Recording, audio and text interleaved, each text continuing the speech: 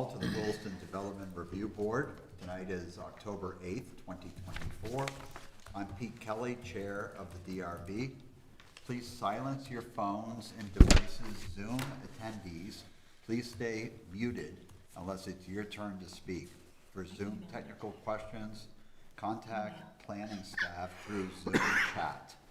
I'll begin tonight by taking a roll call of DRB members in attendance. Nate Andrews is not present.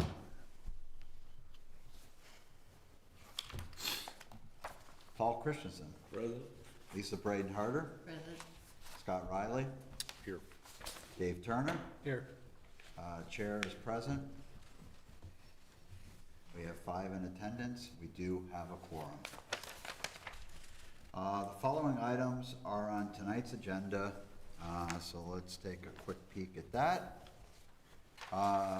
The agenda, first we'll start with a public forum, then we'll go into a public hearing. We have 2 items in the public hearing section of tonight's agenda, DP 25-02, which is the Glazer property.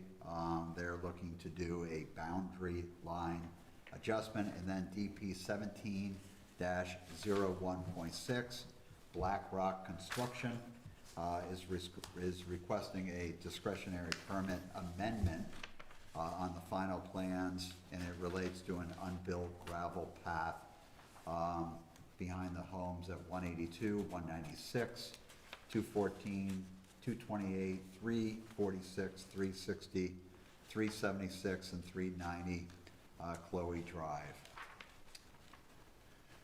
The Development Review Board follows rules of procedure and conducts quasi-judicial proceedings, aka public hearings like court, pursuant to Williston Unified Development Bylaw, WDB, Chapter 6, Appendix A. The powers of the DRB are established in and limited by this bylaw, as well as state statute, and expounded upon by the staff reports for each public hearing application. As volunteer public officials, we are held to the standards of the Williston Volunteer Policy and the Williston Conflict of Interest Ordinance. For any public hearing tonight, first question, does any member wish to be excused on account of a conflict of interest? No. Hearing none. Second question, does any member wish to report ex parte contact? Okay, so it's no to both of those questions. Okay, first order of business is the public forum. Public forum is an opportunity for members of the audience here in this room, as well as members of the general public participating by Zoom, to address the board on issues not warned on tonight's agenda. Would anyone like to address the board who's present here? If you're participating by Zoom and you'd like to address the board, please raise your virtual hand.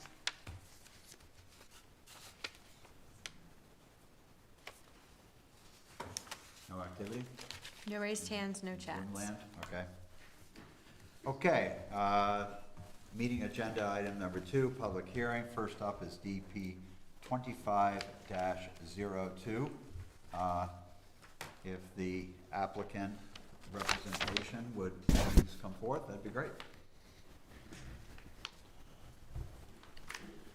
Mr. Courier, state your name and address for the record, please.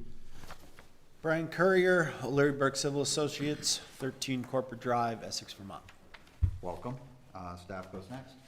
Thanks, Pete.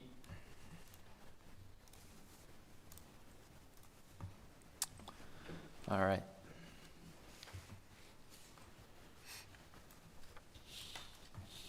Make that a little bit bigger. This is a request for a boundary line adjustment to transfer 5.07 acres from the Glazers, the Glazer parcel to the McElroys at 195 Wind Ridge Road. The Glazer parcel is currently vacant. It will decrease from approximately 99.73 acres to 94.66. And the McElroy parcel with an existing dwelling will increase from 3.99 to 9.06 acres. The proposed BLA is specifically identified in the approved WDB Appendix K Glazer-specific plan. Staff is recommending that the DRB take testimony, close, and approve this application with conditions as drafted. This is the first time the DRB has reviewed this request. Project history includes the most recent approval from the Select Board of the Glazer-specific plan. The last time this board reviewed the Glazer parcel was November of '23 with the pre-application for the Glazer subdivision. And prior to that, there have been a few different proposed and completed subdivisions in this area, dating back to the early 2000s and 90s. None of the departments had any comments besides the fact that they had no comments. Those memos were not included, but are part of the public record. No public comment records were received at the time of mailout. So moving into the project elements, as I mentioned, this is part of the Glazer-specific plan. That is not what the DRB is reviewing tonight, but I just figured I'd call it out because you are familiar with that project. The specific plan does specifically identify this boundary line adjustment, the size of it, and this is in line with that, so you're aware. For the residential zoning district, the proposal complies as proposed. Both parcels continue to comply with the dimensional requirements for the residential zoning district.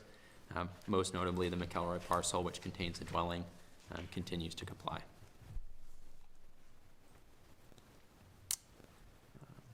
And then for subdivision and final plans, compliance is anticipated. The development bylaw does have a requirement that final plans and plats must include all existing rights-of-way. Staff identified an existing private right-of-way on the Glazer property that is not shown on the proposed plat. Final plan checklist requires that all existing easement, rights-of-ways, driveways, etc. shall be shown. And so the applicant should update the plat to show that at final plans. And then there's just a picture. I tried to orient things in the same place. It's right along the edge of that shaded area on the bottom there.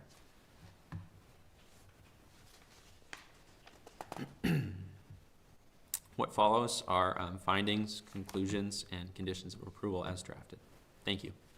Great, thanks, Andrew.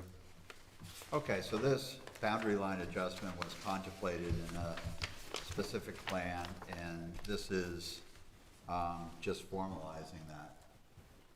Is that a fair overview? It is formalizing it. The applicant is required to complete a discretionary permit for that boundary line adjustment because of the size. Mm-hmm. It was anticipated at the specific plan, and this is them applying for that. Yeah, I think we're saying the same thing. Great. Yes. Okay.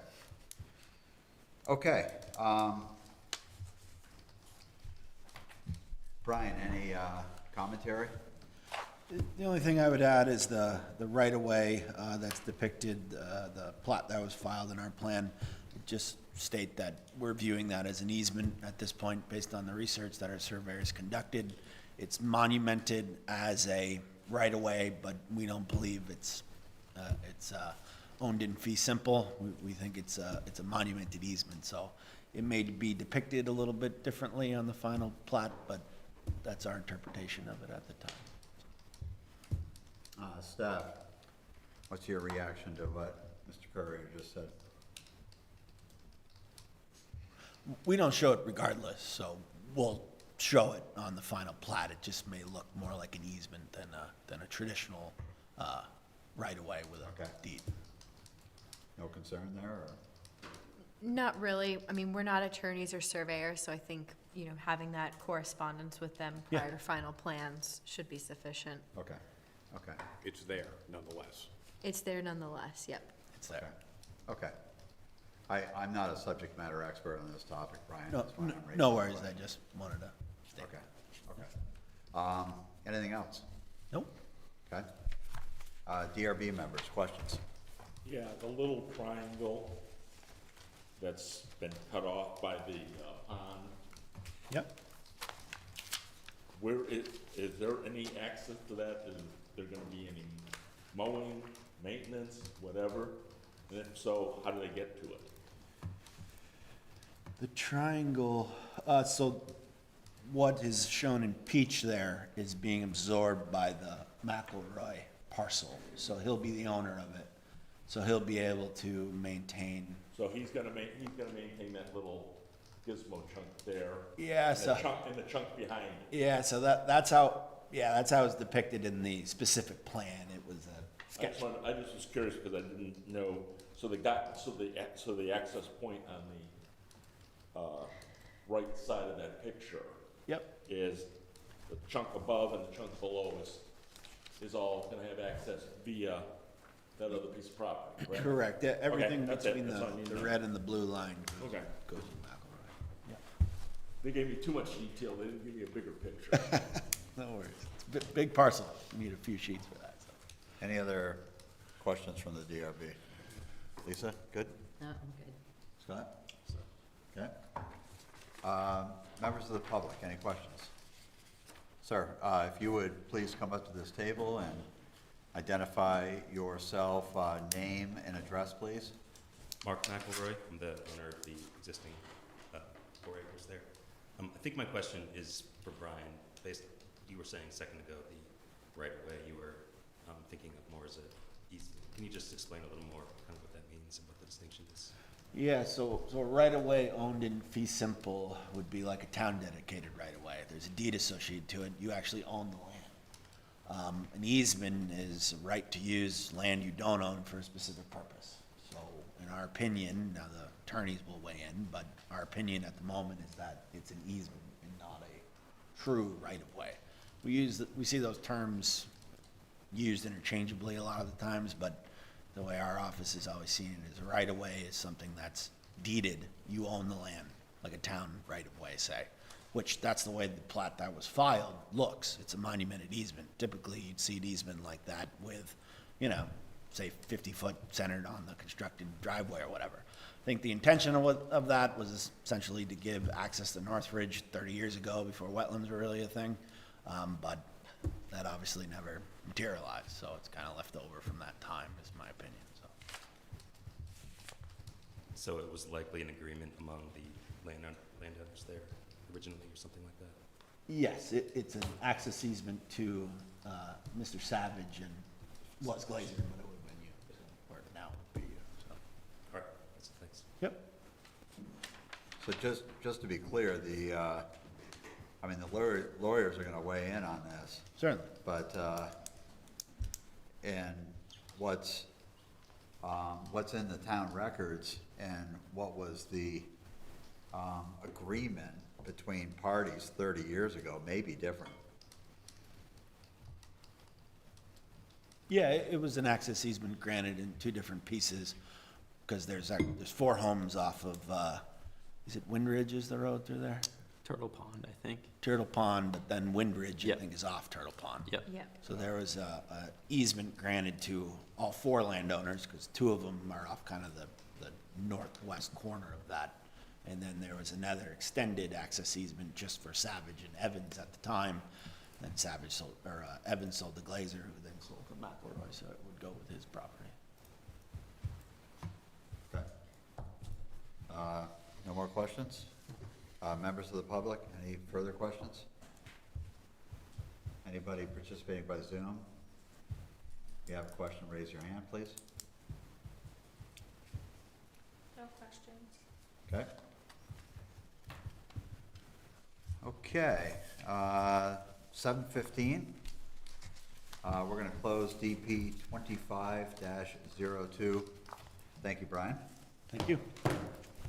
Okay, next up is DP 17-01.6. This is a discretionary permit for Northridge to remove a gravel path. And Brian, you're representing the applicant again? Yes. Okay, thank you. Okay, staff is up. Thanks, Pete. This is a request to amend the final plans for DP 17-01, the Northridge subdivision, to eliminate a proposed gravel path. The unbuilt path is located in a right-of-way about 35 feet wide, and it's located behind several homes on Chloe Circle. So this is the internal block of Chloe Circle. This property is in the residential zoning district. This application was not subject to design review or Conservation Commission review. Staff recommendation tonight is to take testimony, close the hearing, deliberate, and approve the decision with findings and conclusions and conditions as drafted. We do note specific condition number 19, that no action will be taken on final plans until the development agreement and guarantees for private improvements are renewed pursuant to Chapter 7 of the bylaw, and as explained in a zoning administrator letter dated August 12th. Project history, Northridge has a lengthy one going back to 2016. Most recently, the DRB may recall in 2020, there was an amendment to modify the landscaping plan around this gravel path. However, it was not eliminated at that time. And most recently, there was an application in April of 2023 regarding the community elements, particularly the pool and pool house within the Cadence Circle block. Conservation Commission and Historic Design Advisory Committee did not comment. Public Works and Fire responded to the request for memos, but they did not have specific comments. At the time of mailout, we did not have any comment letters. However, today I did receive a comment letter from Denise Martin. The packets that I passed out this evening and uploaded online, there is a staff response to that comment memo, or a staff memo responding to several questions in her letter. We can go over that later in this hearing. So Chapter 7, Enforcement and Guarantees. The development agreement and letters of credit for this project need to be renewed before any more permits, including final plans for this request, can be approved. And that also includes certificate occupancy on the remaining homes and zoning compliance certifications. Back in August, planning staff as well as public works staff did a site status inspection and came up with a list of outstanding items that need to be completed, including was this gravel path, either build it or come to the DRB to ask for it to be removed. Since writing that letter in August, we have added an 11th item to the list about irrevocable offers of dedication and warranty deeds for the roads and path. And Emily, do you have, at the end of your discussion, do you have an update on what has been work done? Anybody been back out there to follow up on the 11 or 10 items? Yes, so when I went out there last week, the big dirt mound had been somewhat graded out. They were pouring in one of the sidewalks near the pool, but the pool house had more of its, it had walls, but it didn't have its siding. It didn't appear to be complete from the inside, although I didn't walk up to it. Landscaping is still missing, and then the playground would need to go in. The field, it's kind of like rough course. They haven't put down final erosion control or grass. And then there's several items in the Public Works list that my understanding is they had a meeting with Public Works about working on some of those items. But my main focus was that the landscaping and the pool and pool house and park area has not been completed. Okay, thanks. Yep. So the main reason this application is before the DRB is Chapter 11, Growth Management. This project scored points in the Build Paths and Trails criterion. And modifications to any residential subdivision should not change the vested growth management score. We recommend that it is acceptable to remove the unbuilt path from the final plans, and it wouldn't change the vested growth management score. At the time, it scored 5 out of 10 points, which was based upon the 500-foot bike path That's located along the southern side of the subdivision. That has been completed. And it was also scored 5 out of 10 points based on a floating trail easement. That wraps around the eastern half of the property through the wetland area and dead ending somewhere around the last application near McElroy's Glazer boundary. So they provided that floating trail easement. This gravel path was not mentioned in their growth management application. And this area is still plotted as a right-of-way, and the plat is not changing. The homes are served by sidewalks on both sides of Chloe Circle, so constructing this path is a little bit unnecessary given the amount of pedestrian access that's provided and that their required element, that 500-foot of bike path, was constructed. With that, I conclude with findings, conclusions, and conditions as drafted, noting condition number 19, that there's a hold on this until they complete the guarantees for public and private improvements before we can authorize these final plans. Thank you. All right, Emily, don't put the mic down. Walk us through that letter and staff's response, please. From Denise's letter? Yes. Yes, so Denise was asking questions. What would they need to do before the neighborhood residents assume the responsibilities of the HOA? So based upon our bylaw, we say things that aren't gonna be owned by the town and aren't gonna be owned by like a single private owner need to have some sort of association or some sort of entity to maintain required private improvements, private roads, private common elements like the parks and playgrounds. There was an owners association created, and the associated documents for that, the covenants, and the bylaws were recorded in land records as required. My understanding is to date, it's still, managed by the Northridge developers, the declarants. We as the town and the Planning and Zoning Office don't oversee the transfer of private elements from the declarant to the lot owners. That would be a private matter. And in all situations involving the turnover of an HOA from a declarant to homeowners, planning staff strongly recommends that the prospective members retain a lawyer to help them navigate the process. For example, in addition to required private improvements of the town, there might be closeout elements related to their Act 250 permit conditions or their state stormwater discharge permit where the owners association would want to make sure all permits are up to snuff before they take them over. Other comments that were brought to our attention were about the maintenance of landscaping,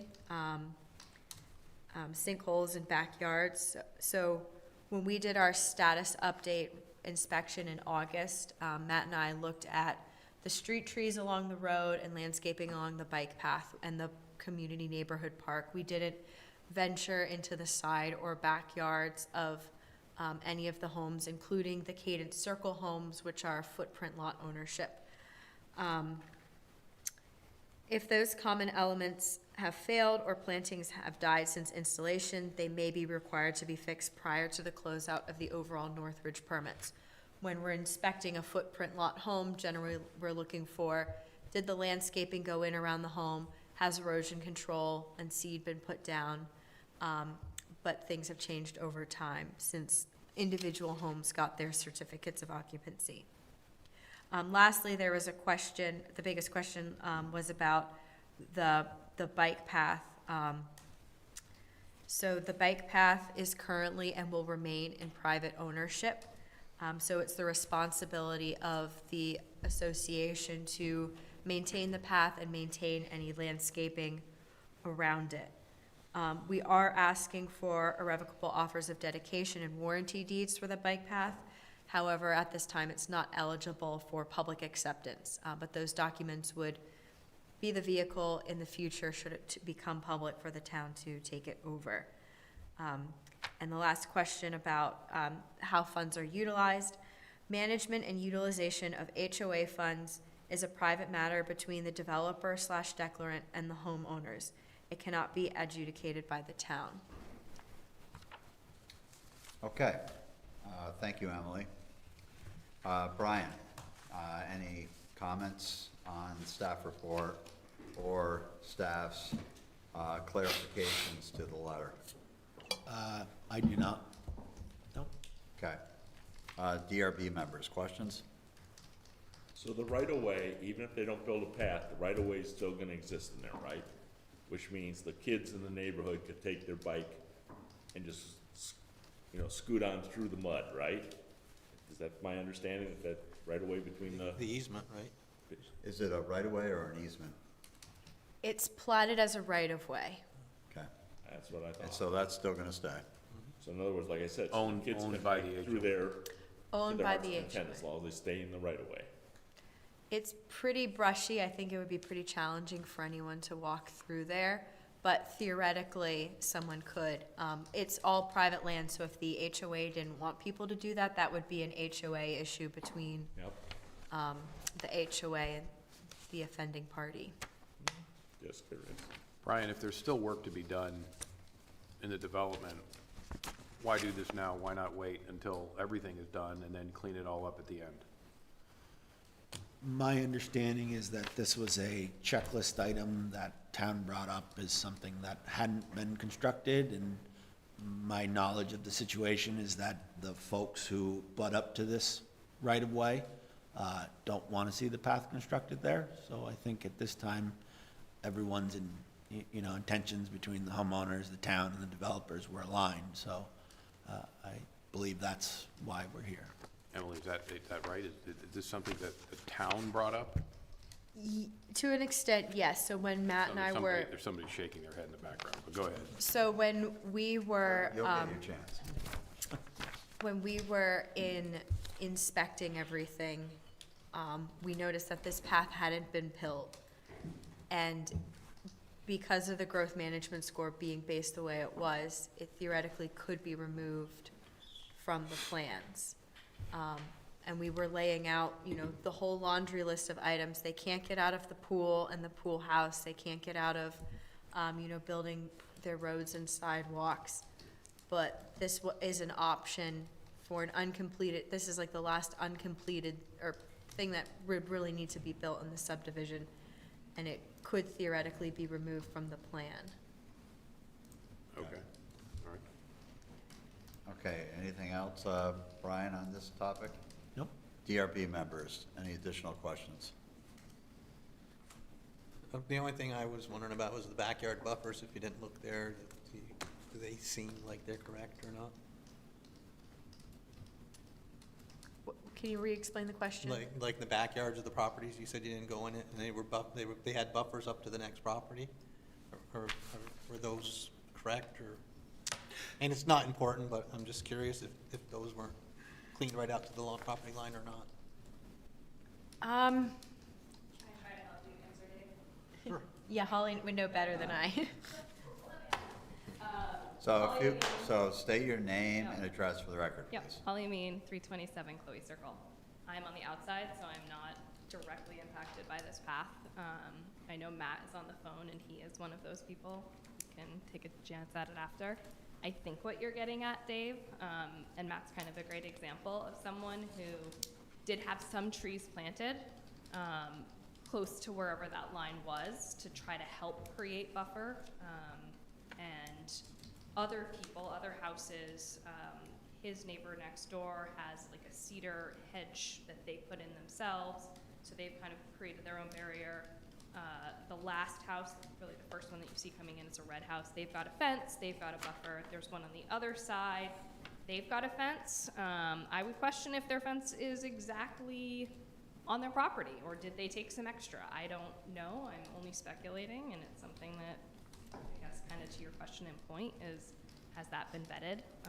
Was that placed in the correct place? I'll pause, just because that was your question. I've obviously got more, but. That answers my question. So, Okay. And I guess we just need to look at that to see, because I know we did stipulate during the thing that they had to put some trees in to bring the buffer out a little bit on some of their backyards and stuff, so I was just curious about that. Yeah, we can look into that a little bit more. Holly, you're up and ready to go, so continue. Paul, I think you hit a great point. To add to what's going on in that section of land right now, it's a gray area. There is one homeowner who has built a structure in that area, right? It's essentially a kid's playhouse of some sort. I haven't been in it or seen it, but it is, in my opinion, an incredible liability for our association that we don't have control over currently because BlackRock is still kind of holding that off from us. Outside of that, I could give or take the path as it is.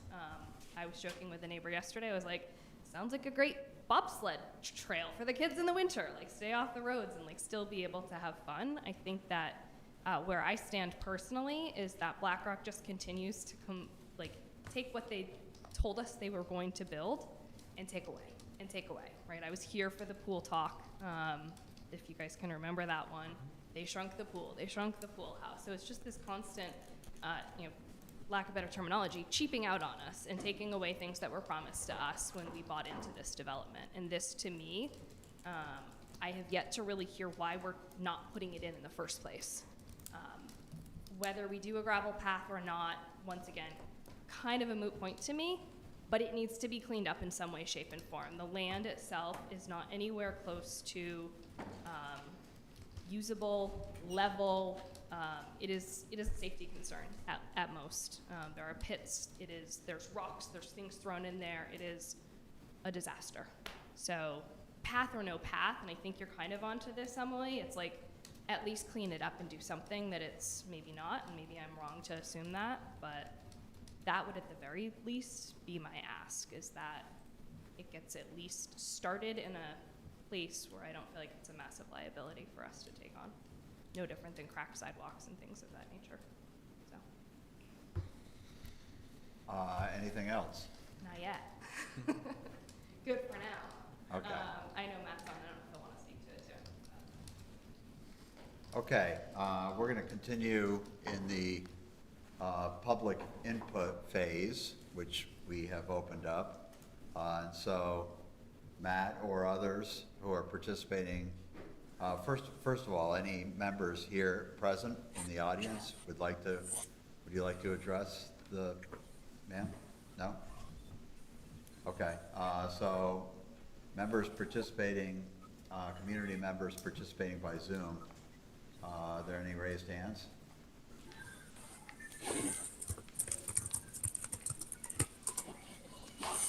Looks like the individual Matt. waving is, and who is that Matt? Okay. And, hey Matt, if you would state your name and address for the record, please. Hi, my name is Matthew Mitchell, 228 Chloe Circle. And this path would be directly behind our property. When the initial plan was proposed, I believe, the tree line was coming to our directly to our property line, if not a little inside our property line. When they cleared trees without kind of asking, they cleared an additional probably 10 to 15 feet beyond our property line. So I think initial width of the trees between our house and the house directly behind us probably went from, I think in the initial plans was 35 to 40 feet wide. It's probably 20 to 20 feet wide currently. So I think if they were to try to put a path in, it'd be very narrow and really thin out the dividing tree line between the two properties. BlackRock did plant some trees, some small shrubs right on the back line of our property line to kind of create a additional, I guess, buffer. Since then, I believe 2 out of the 3 trees have died, and the little shrubs that they are really non-existent. The project director, our Jim Kozwowski was the one who actually removed 2 of the 3 trees himself, and yeah, they actually tried replanting one, and it lasted about a month before it came down. So as you can see on this picture, our property line, and then there's about 10 to 15 feet of space that was cleared that was initially supposed to be tree line, that if a path historically was going to go through there, it would make sense. I think now with the landscape as it is, it'd be very hard to get a 4 or 5 foot wide path in there without kind of eliminating a lot of those trees and a lot of that buffer between everyone on our side of the property and the neighbors directly behind us.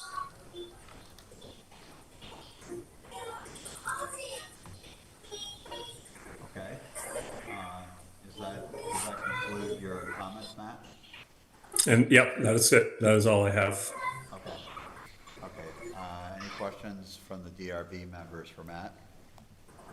Any clarity that you need? Okay. All right, thank you, Matt. Is there anybody else participating by Zoom that would like to address the board?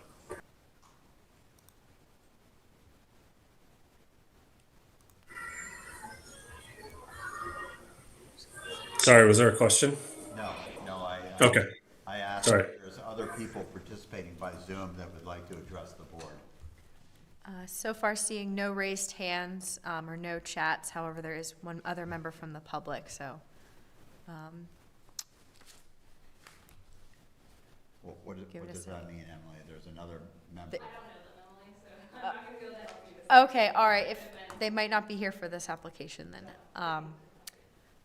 So no further comments on public. I do want to note a couple things on all of this. So,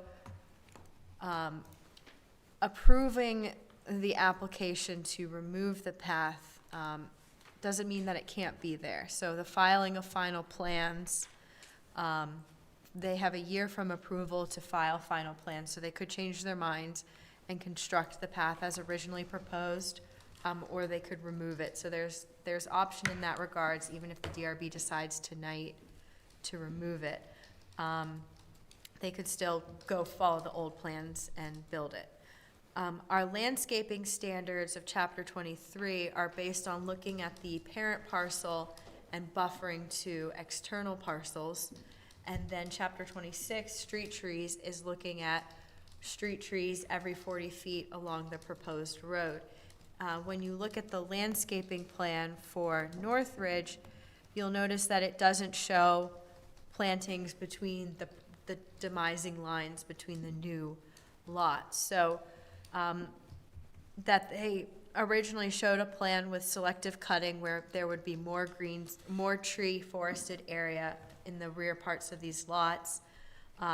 That's nice. That wasn't necessarily a requirement of our bylaw.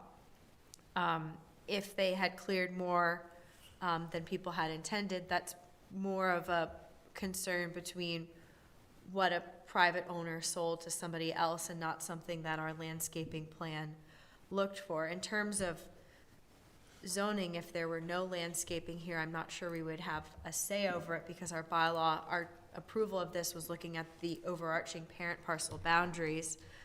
And now if there's a future reality in where there's now this right-of-way that's private, the town doesn't want an offer of dedication on that land. It would be a private right-of-way.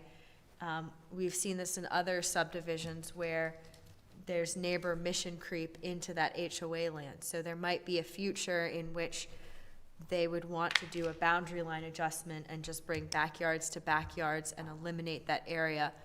But that's not something that we as the town can require. It's just seeing where this area is going, where it's gone in other older subdivisions where the private land abuts, these no man's open space areas. Yep. Okay, DRB members, any further questions? No. Last chance for public comment. Brian, any final words? All set. Okay.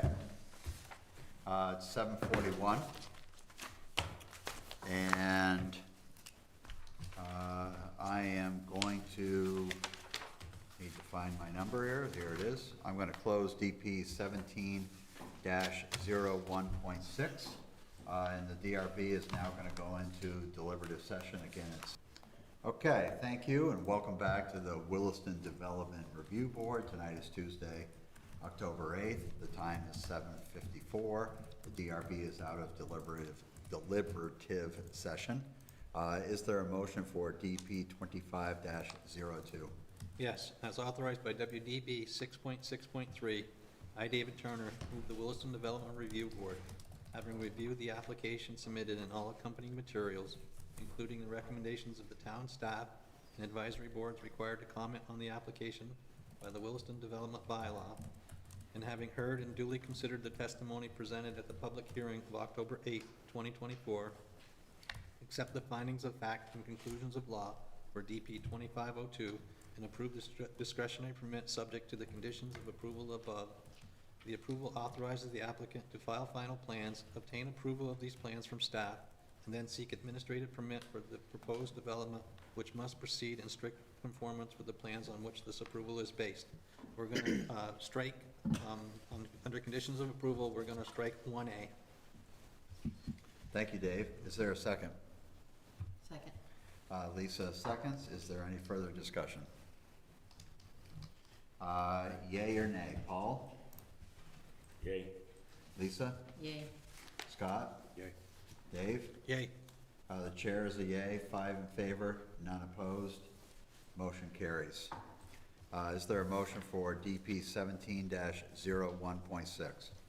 As authorized by WDB 6.6.3, I, Scott Riley, move that the Williston Development Review Board, having reviewed the application submitted and all accompanying materials, including the recommendations of the town staff and the advisory boards required to comment on this application by the Williston Development Bylaw, and having heard and duly considered the testimony presented at the public hearing of October 8, 2024, accept the findings of fact and conclusions of law for DP 17-01.6, and approve this discretionary permit subject to the conditions of approval above. The approval authorizes the applicant to file final plans, obtain approvals of these plans from staff, and then seek an administrative permit for the purpose, for the proposed development, which must proceed in strict conformance with the plans on which this approval is based. Thank you, Scott. Is there a second? I'll second it. Dave Turner seconds. Any further discussion? Yay or nay? Paul? Nay. Lisa? Nay. Scott? Nay. Dave? Nay. The chair is a nay as well. 5 nays, no support, motion fails. Is there a motion for the, to approve the minutes of September 24th? So moved. I've got a motion to approve by Paul. Is there a second? I'll second. Scott seconds. Any discussion? Yay or nay on approving the minutes? Paul? Yay. Lisa? Yay. Scott? Yay. Dave? Yay. I'm gonna abstain. I was not present. 4 in favor, none opposed, 1 abstention. Motion carries. Is there anything else to bring forth tonight, at tonight's meeting? Staff, is there any updates or items to bring forth? Is there anything we talked about? No. No? Okay. Dog rescue scheduled for The 22nd. 22nd. Okay. DRB members, anything to bring forth? Is there a motion to adjourn? So moved. Second? I'll second it. Any discussion? All in favor? Yay. Yay? Anybody opposed? Motion's adjourned. Meeting's adjourned. Thank you all. Recording stopped. So did the dog rescue,